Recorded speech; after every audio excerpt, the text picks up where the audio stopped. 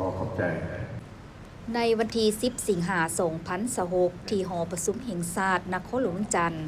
การนำกระทรวงป้องกันความสงบนำโดยสหายพลโทวันทองกองมณี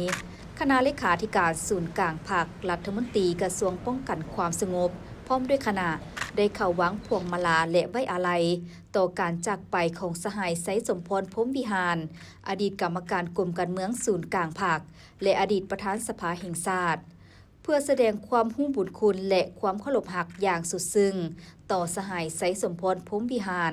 ผู้ที่ได้อุทิศเหื่อแห่งสติปัญญาและความรู้ความสามารถเข้าในภารกิจปกปักรักษาและสร้างสรรค์พัฒนาประเทศชาติ